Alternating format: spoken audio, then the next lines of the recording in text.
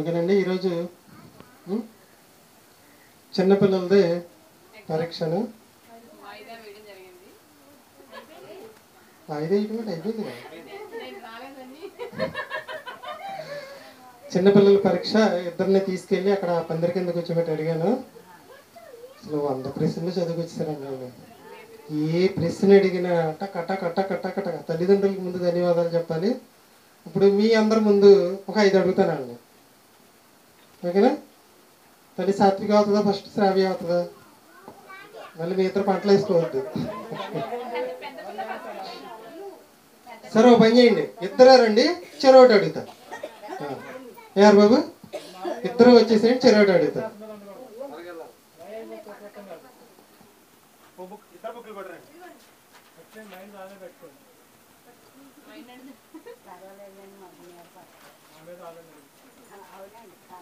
అక్కడికి వెళ్ళిపోండి, అక్కడికి బుక్ నాకు ఇచ్చా వెళ్ళిపోండి.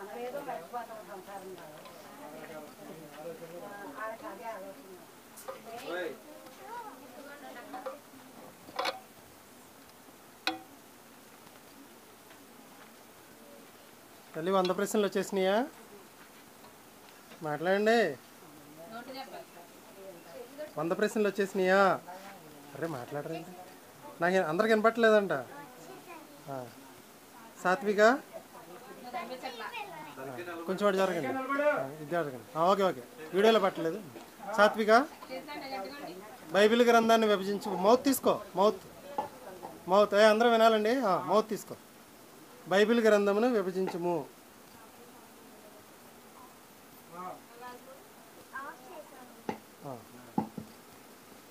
బైబిల్ గ్రంథము విభజించుము. బైబిల్ గ్రంథ విభజన. బైబిల్లో మొత్తం 2 భాగాలు ఉన్నాయి. అవి ఒకటి పాత నిబంధన, దానిలో 39 పుస్తకాలు ఉన్నాయి. కొత్త నిబంధన, దానిలో 27 పుస్తకాలు ఉన్నాయి. ఆదికాండ గ్రంథాన్ని విభజించు. ఆదికాండ గ్రంథ విభజన. ఆదికాండం మొత్తం 2 భాగములు. మొదటి భాగం, దానిలో 1 నుండి 12 అధ్యాయాలు, 11 అధ్యాయాలు. దానిలో 4 సంఘటనలు. 1 సృష్టి పతనం, జలప్రళయం, జాతుల విభజన. 2వ భాగంలో 12 నుండి 50 అధ్యాయాలు. దానిలో 4 వ్యక్తులు. 1 అబ్రహాము, ఇస్సాకు, యాకోబు, యోసేపు. ధర్మశాస్త్ర గ్రంథాలను విభజించు. ధర్మశాస్త్ర గ్రంథ విభజన. ధర్మశాస్త్ర గ్రంథ విభజన, దాని మొత్తం 5 భాగములు. ఆదికాండం 50 అధ్యాయాలు. నిర్మాకాండం 40 అధ్యాయాలు. లేవియాకాండం 27 అధ్యాయాలు. సంఖ్యాకాండం 36 అధ్యాయాలు. ద్వితీయోపదేశకాండం 34 అధ్యాయాలు. సాత్విక, దేవుడు 6 దినాల్లో ఏమేమి చేశాడు చెప్పు. 6 దినాల సృష్టి. పశువులు, పురుగులు, అడవి జంతువులు మరియు ఆదామును హవ్వలను చేశాడు. అంతే కాదు, 6వ దినం అంతే. నేను అడిగింది అదే. దేవుడు 6వ దినమని ఏమేమి చేశాడు మళ్ళీ చెప్పు. అంతే కరెక్టే. అదే, పశువులు, పురుగులు, అడవి జంతువులు మరియు ఆదామును హవ్వలను చేశాడు. 1వ రోజు ఏంటి, 2వ రోజు ఏంటి చెప్పగలవా? ఓకే, తర్వాత చెప్పి ఈ బుక్లో ఇవ్వలేదు. నువ్వే, ఏది శాకాహారం, ఏది మాంసాహారం? శాకాహారం అంటే ఏమిటి? మొక్కల నుండి వచ్చే ప్రతి ఆహారము శాకాహారం. మాంసాహారం అంటే ఏమిటి? జంతువులు, పక్షులు, జలచరముల నుండి వచ్చే ప్రతి ఆహారము మాంసాహారం. బైబిల్ మనకి ఏం తెలియజేస్తుంది? బైబిల్ మనకు ఏమి తెలియజేస్తుంది? ప్రతి దాని ఆది గురించి తెలియజేస్తుంది. ఆదికాండం కాదు, బైబిల్. భూమి మీద నుండి ఎక్కడ నుండి వచ్చాము అది. భూమి మీద ఎలా బ్రతకాలి, చనిపోయిన తర్వాత ఎక్కడికి వెళ్ళాలి, భూమి మీద ఎలా బ్రతకాలి తెలియజేస్తుంది. Okay, right, correct. సరే, మీ ఇద్దరికి ఒక ప్రశ్న. మీ ఇద్దరికి ప్రార్థన చేయడం గురించి తెలుసు కదా, ఒక్కొక్కరిని ఒక్కొక్క ప్రార్థన చేయడం గురించి అడుగుతాను. ఓకే, 4-5 ఇచ్చా కదా నేను. శ్రావ్య పడుకునేటప్పుడు ఎలా ప్రార్థన చేయాలి చెప్పు. ప్రియా పరలోకమందున్న మా కన్న తండ్రి, కానీ నువ్వు చెప్పు. నేను ఇంట్లో పడుకుంటున్నానంటే అది మీ భాగ్యం వల్లే తండ్రి. పడుకునేటప్పుడు మంచి నిద్రపోయే భాగ్యం దయచేయమని క్రీస్తు నామంలో అడిగి వేడుకుంటున్నాం పరమ తండ్రి, ఆమేన్. సాత్విక నువ్వు కొంచెం వెనక్కి అక్కపక్కకి వెళ్ళు. అక్కడే ఉంది. ఇక్కడ నిలబడి పాఠం చెప్తారు కదా, అప్పుడు ఎలా ప్రార్థన చేయాలి? పాఠం చెప్పేటప్పుడు ప్రియ పరలోకమందున్న మా తండ్రి, పాఠం చెప్పే నాకు మంచి జ్ఞానం ఇవ్వండి తండ్రి.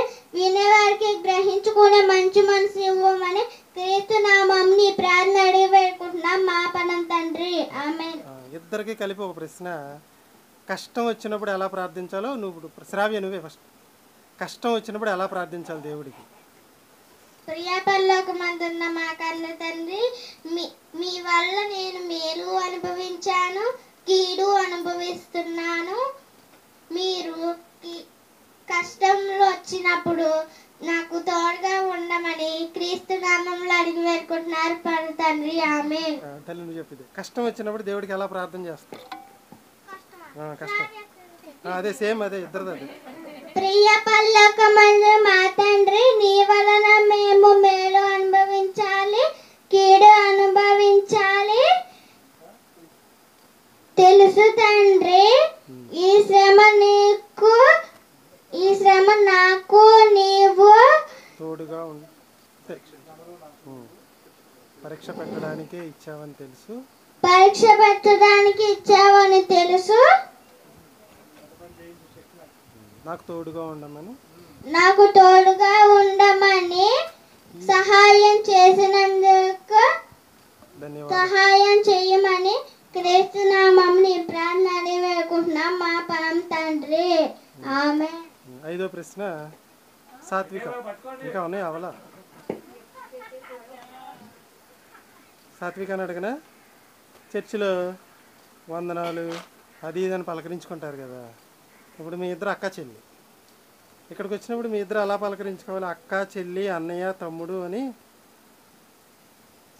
చర్చిలోకి వచ్చినప్పుడు అక్క అన్నయ్య తమ్ముడు చెల్లి ఉన్నారు, అప్పుడు ఎలా పలకరించుకోవాలి? అక్కకు అక్క అని, చెల్లికి చెల్లి అని, అన్నకు అన్న అని, తమ్ముడు తమ్ముడు అని పలకరించుకోవచ్చు. ఇలా వరుసలతో పలకరించుకోవడం ఉత్తమం. Very good. అంతేనా బావగారు? తల్లి నువ్వు తీసుకో. వాక్యమును బాల్య వయసులో నేర్చుకుంటే లాభం ఏంటి? వాడు పెద్ద అయినప్పుడు దానిలో ఆ త్రోవలో నుంచి తొలగిపోడు. సరే, నేను అడిగానండి, మీకు ఎవరికైనా డౌట్గా ఉంటే వచ్చి అడగచ్చు. 100 ప్రశ్నలు చదివిస్తారు అసలు. అది ఇంకొక 2 అడుగుతానే వాళ్ళందరూ తృప్తి కోసం. బైబిల్ మొత్తం ఎన్ని పుస్తకాలు ఉన్నాయి? 66 పుస్తకములు. చల్ నువ్వు తీసుకో. బైబిల్ ఇంగ్లీష్లో ఏమంటారు? గ్రంథం. తెలుగులో ఏమంటారు? గ్రంథం. గ్రంథం. నరుడు అంటే ఎవరు?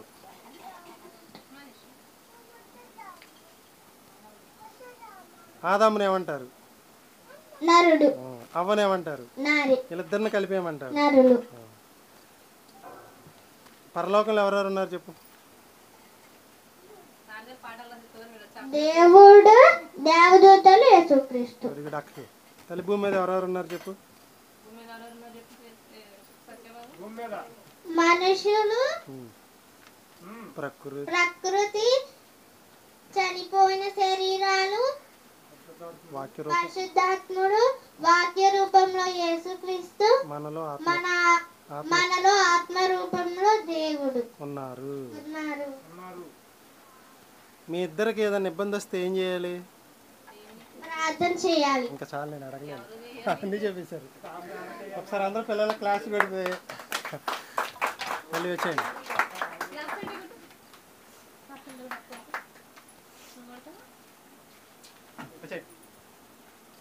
పిల్లలిద్దరు గిఫ్ట్లు వచ్చారు, తెస్తానండి.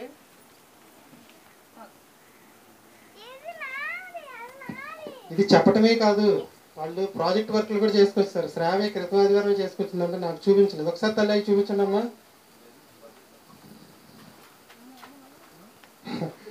ఇదిగోండి ప్రాజెక్ట్ వర్క్.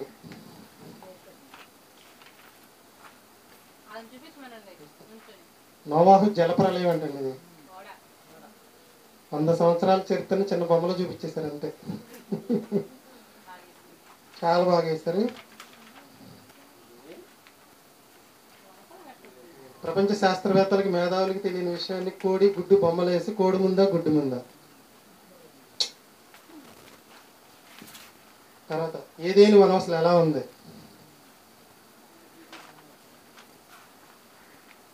మన శనివారపేటలో 7 వండర్స్ అని ఎగ్జిబిషన్ జరుగుతుంది. సరే వెళ్ళి పిల్లల్ని తీసుకెళ్ళండి, చాలా బాగుంది. అందరికీ అందుబాటు ధర 50 రూపాయలే టికెట్. క్రితం సంవత్సరం 100 రూపాయలు తీసుకున్నప్పుడు 50. 7 వండర్స్ అని పెట్టారు. అది కాదు వండరు, మానవ దేహమే వండర్. ఎంట్రన్స్లోనే పెట్టేశారు. ఇక దేవుడు 6 దినాలు ఏ దినాన్ని ఏం చేశాడు. అసలు మొదటి దినాన్ని అయితే లైట్ బొమ్మ వేసేసింది, అంతే గొడవలేని పని. చాలా బాగా వేసింది. మరి ఐడియా ఎవరిచ్చారు? వెరీ గుడ్ తల్లి, బాగా వేశారు. ఈ బుక్ హరిబాబు మీకు ఇవ్వలేదా? ఇచ్చాను, అందరికి ఇచ్చా బుక్. ఒకవేళ ఇవ్వకపోతే మళ్ళీ ఇస్తాను. అండ్ ఇది రికార్డ్ అంటారు. పిల్ల 6 నెలల్లో ఈ 6 నెలల పాటు నేర్చుకునేదని ఒక రికార్డు. ఫస్ట్ రోజు పాఠం ఏంటంటే బైబిల్ గురించి నేర్పించాను. వాళ్ళ అమ్మగారు ఈ నాన్నగారు ఏం చేశారంటే నేను వాట్సాప్లో పెట్టిందని మళ్ళీ వీళ్ళు రాసుకుని పిల్లల చేత ఈ సైడ్ రాపించారు, రెండో సైడు బైబిల్ బొమ్మ వేయించారు. భవిష్యత్తులో ఇదే జ్ఞాన గ్రంథం అయింది. తర్వాత రెండోది ఇదిగోండి 6 దినాల సృష్టి కదా, 7 దినాలు. ఏ దినాన్ని దేవుడు ఏం చేశాడో రాశారు. ఈ సైడ్ని ఏ దినాన్ని ఏం చేశారు, బొమ్మలు వేస్తారు. అసలు మర్చిపోయే ఛాన్స్ ఉండదు అక్కడ. ఇంకా మూడోది చేప ముందా గుడ్డు ముందా, చెట్టు ముందా విత్తు ముందా. నేను ఏ వారం ఏ పాఠం చెప్పాను ఆ వారం పాఠం వేసేసి పక్కన బొమ్మ కూడా వేసేసుకున్నారు అనమాట. తర్వాత ఏదేని తోట, తర్వాత ఆదమ అవ్వల నిర్మాణం, ఇదిగోండి నోవాహు వాడ, ఏనుగులు, ఏనుగు బొమ్మలు మొత్తం అన్నీ కూడా. మొత్తం నోట్స్ అంతా రాసేసిందండి, కానీ కొన్ని బొమ్మలే ఉన్నాయి వేయాల్సినవి. మళ్ళీ నీది పెండింగ్ నోట్స్ ఉంది, రాసేసుకో. అలాగే మీకు ఆదికాండం 1వ అధ్యాయం 2వ అధ్యాయం A4 షీట్లో రాసాం మళ్ళీ. ఇప్పుడు ఉన్నాయా? పర్వాలేదు. ఇంకొంతమంది పిల్లలు ఈ వారం రాలేదు, వాళ్ళందరూ అయిన తర్వాత మీకు ఇస్తాను. నాకు ఇచ్చాను.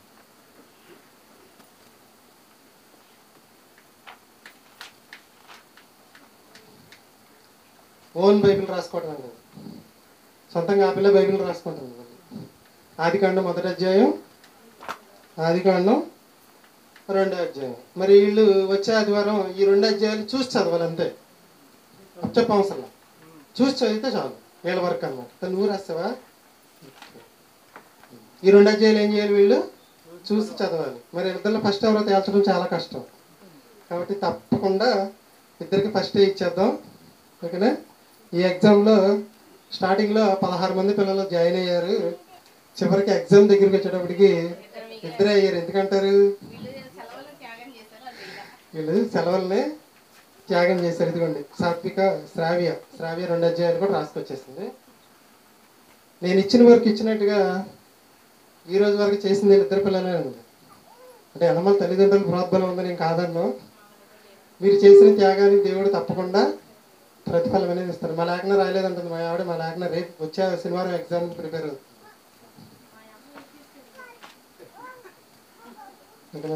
ఇవి కూడా రాసేసుకున్నావా? మొత్తం రాసేసింది. సాత్విక కూడా మొత్తం రాసేసింది, కాకపోతే రికార్డులో రాయలేదు, వేరే దాంట్లో రాసింది. తల్లి బొమ్మలు వేయలేదు. మనం వచ్చే ఆదివారం ఈ 2 అధ్యాయాలు చూసి చదివితే మీకు గిఫ్ట్స్ మీకు ఇచ్చేస్తాను. తర్వాత పై వచ్చే వారం నుంచి మీకు సృష్టి పతనం అనే సిలబస్ స్టార్ట్ అయింది. మన మధ్యలో ఉన్న ప్రసాద్ వచ్చి మొదటి పాఠాన్ని వివరిస్తాడు. అందరూ శ్రద్ధగా వినాలని కోరుకున్నాను. ప్రసాద్ ఒక నిమిషం ఆఫ్ చేసి ఆన్ చేయండి.